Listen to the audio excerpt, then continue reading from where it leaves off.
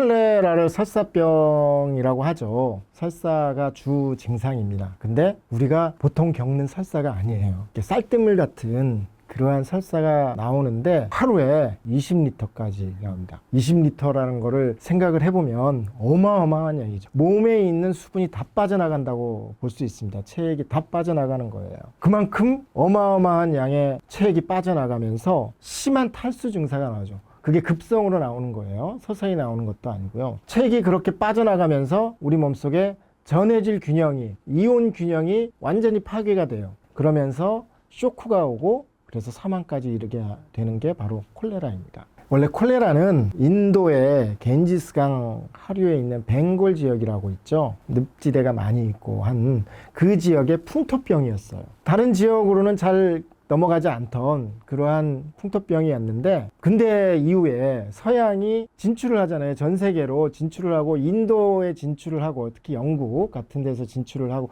군대가 진출하면서 군대가 거기에 주둔하면서 콜레라에 감염된 군인들이 다른 지역으로 옮겨가고 상인들이 무역선을 타고 이동하면서 전 세계로 퍼뜨린 게 바로 콜레라입니다. 그래서 지금까지 1820년대, 30년대 1차 팬데믹, 2차 팬데믹 이렇게 했는데 주기적으로 팬데믹이 일어났어요. 현재도 7차 팬데믹이라고 그래요. 콜레라에 대한 코로나19도 팬데믹이라고 그러는데 콜레라 팬데믹이 지금 현재도 진행 중이다 이렇게 얘기하고 있죠. 과거의 얘기가 아니라 콜레라는 여전히 지금의 얘기고 우리나라에서도 가끔 보도가 되고 하죠. 가끔 외국에서 선박이 들어오면서 콜레라가 같이 들어오는 경우가 몇 년 전에 있고 했는데 전혀 우리가 콜레라에 대해서 무풍지대라고는 할 수가 없어요. 특히 자연재해가 일어난 지역, IT에 큰 지진이 일어난 이후에는 그 IT 지역에 이 콜레라가 굉장히 많이 퍼졌어요. 이 지진이나 이런 거에 의해서도 많이 죽었지만 콜레라에 의해서도 또 많이 죽었거든요. 그거는 또 어디서 온 거냐면 네팔 지역에 있는 군인이 한 명이 걸린 게 IT 지역에 다 퍼뜨린 거예요. 특히 물이 안 좋잖아요. 지진이 일어나고 그러면 다 오염되고 뭐 이런 것이고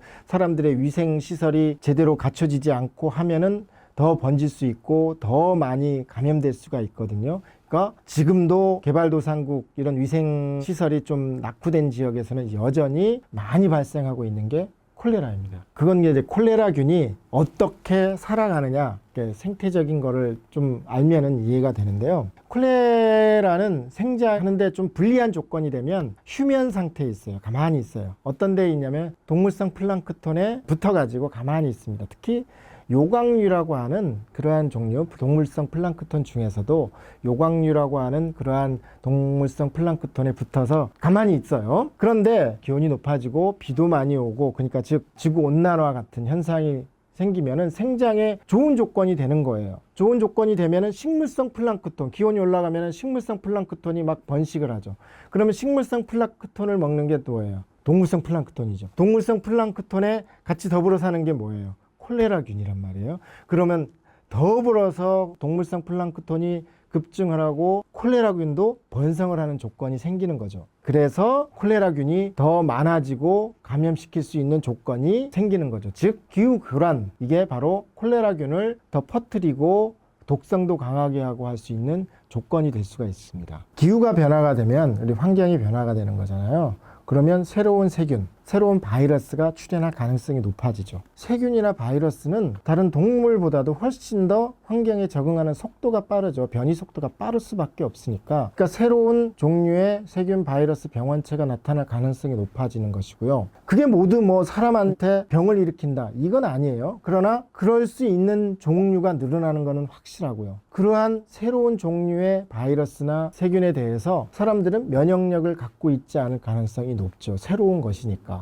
그러니까 사람한테 영향을 줄 수가 있죠. 대표적인 게 조류독감 같은 것도 있어요. 조류독감 같은 경우에는 이제 그거 자체뿐만 아니라 기후교란이 철새의 이동 주기라든지 이동 장소라든지 이런 데 영향을 주게 될 수밖에 없잖아요. 그렇게 되면은 같이 조류가 갖고 있는 조류독감 바이러스도 똑같이 영향을 받고 사람한테 영향을 줄 수밖에 없는 것이죠. 또 다른 예로는 탄저균이 있어요. 탄저균 예가 있는데 실제로 벌어진 일인데 시베리아에서 어느 날 몇 년 전 얘기예요. 순록들이 떼죽음을 당한 거예요.